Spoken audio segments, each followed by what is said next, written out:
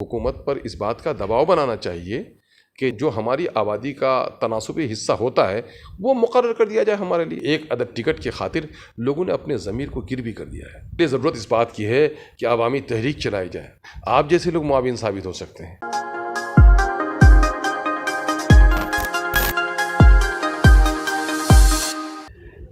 बिहार में जाति आधारित जनगणना की रिपोर्ट आ गई है।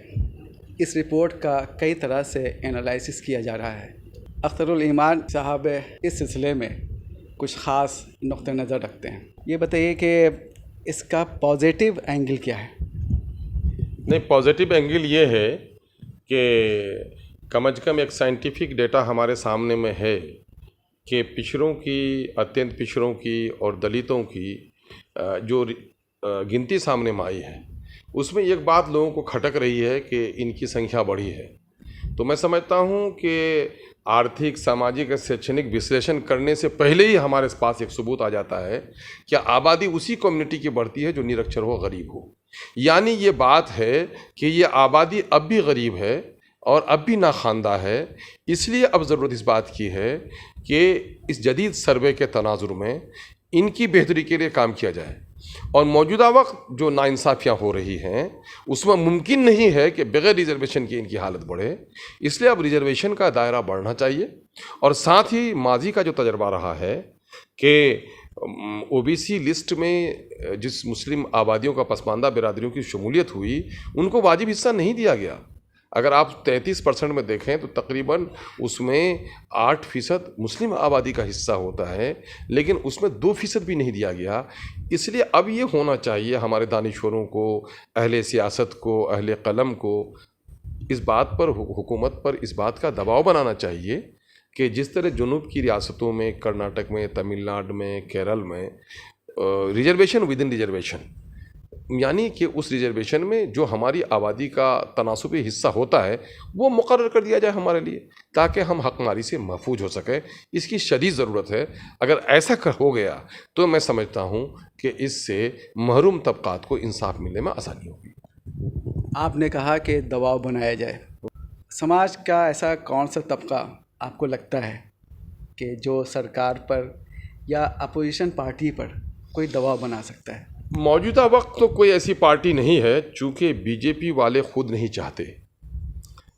आलाजात या फिर वो कहिए सुख सुविधाओं से संपन्न लोग, या वो कहिए जो शोषितों और पीड़ितों का भला नहीं चाहने वाले लोगों के समूह का नाम आरएसएस है और बीजेपी है, ये नहीं चाहते।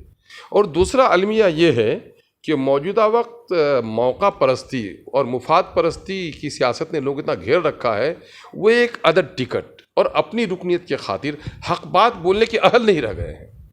मैं समझता हूँ कि पिछड़ों के दरमियान की जो आबादी है और जिसकी कम्युनिटी इस वक्त पिछड़ गई है, जाति और मज़हब की तो एक हकीकत है। अगर न होता तो कोई कहीं लड़ लेता। आखिर जो पार्टियां हैं वो जात, बिरादरी, मज़हब देकर टिकट क्यों बांटती हैं? इसलिए कि मौजूदा वक्त देश के सियासत का ये उसूल हो गया है। तो अगर जिन आबादियों से जो लोग जीत कर आते हैं, जाहिर है कि 63% एक बड़ी आबादी है, उसके दरमियान में ही से बेशतर लोग जीत के आते हैं, तो उसके नुमाइंदे अगर सरकार में दबाव डालें तो यकीनन है कि बात मानी जा सकती है। लेकिन मैं नहीं समझता हूं कि इस वक्त किसी के अंदर में ये जुर्रत बाकी रह गई है, क्योंकि एक अदद टिकट की खातिर लोगों ने अपने ज़मीर को गिर भी कर दिया है। तो फिर इस सेंसस का फ़ायदा मुस्लिम तबका को कैसे होगा? इसके लिए ज़रूरत इस बात की है कि अवामी तहरीक चलाई जाए। आप जैसे लोग मुआविन साबित हो सकते हैं।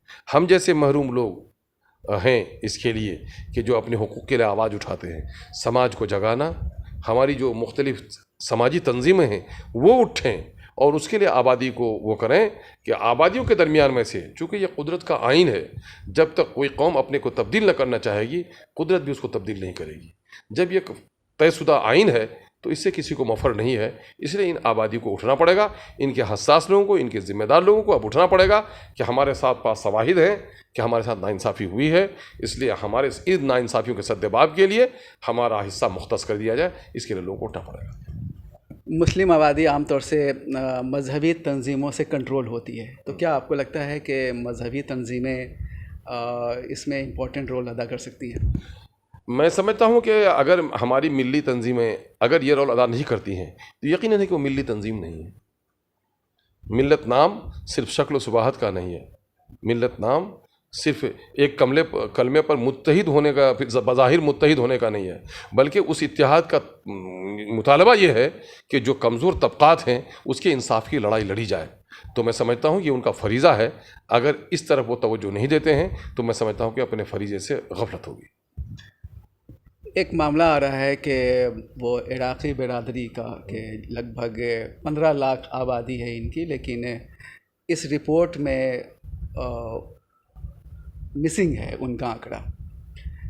अब इसको कैसे किया सकता है? नहीं, मैं कह रहा हूँ कि काम में गलतियाँ हो सकती हैं। हम लोग इसका मुतालबा करते हैं हुकूमत से कि हुकूमत अगर साजिश की है तो हुकूमत उसमें वो करेगी, ज़रा सा मामले को टालने की कोशिश करेगी।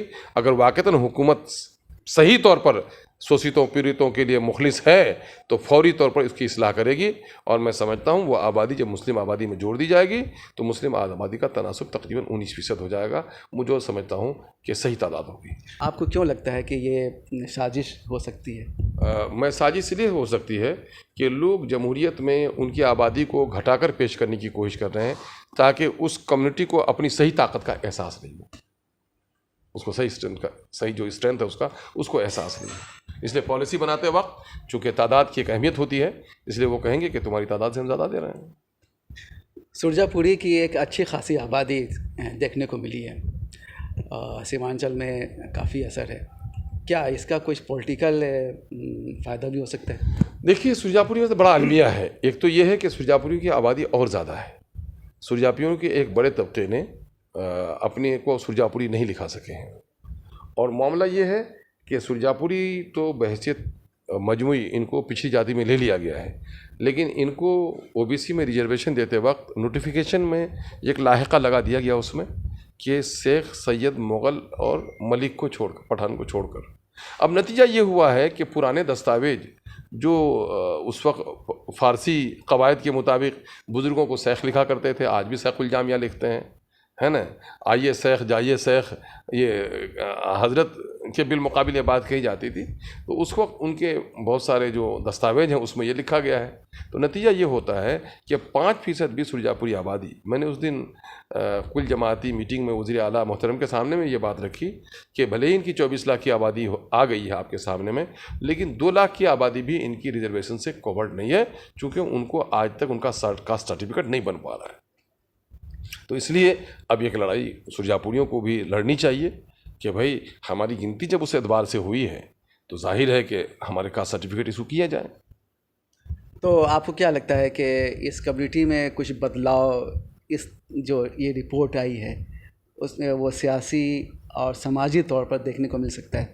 अगर इन हालात के बावजूद भी जो मुकम्मल नाइंसाफ़ियाँ हो रही हैं इन आबादियों के साथ, अब उनके पास अब लड़ने के लिए एक हरबा है, एक हथियार है कि साहब मेरी तादाद इतनी है तो सरकारी मुलाजमत हो या सरकारी नुमाइंदगी हो, MLA MP हो, है ना, या सरकारी दिगर मुराआत हो, उसमें मेरा हिस्सा तो इतना होना चाहिए, नहीं हो रहा है। तो इसके लिए उनको उठना चाहिए। अगर ये न उठें तो मैं समझता हूँ ये हमारी बड़ी बेइज्जती होगी। अख्तरुल ईमान साहब ने साफ कहा है कि ख़ुद मुस्लिम आबादी को ही उठ खड़ा होना होगा अपने हक़ के लिए, अपने हक़ को हासिल करने के लिए, और इसमें मज़हबी उलमा का रोल बहुत इम्पोर्टेंट है। अब देखते हैं कि कौन अपना रोल कितना अदा करता है। बिहार लोक संवाद के लिए मैं सैयद जावेद हसन, पटना। शुक्रिया।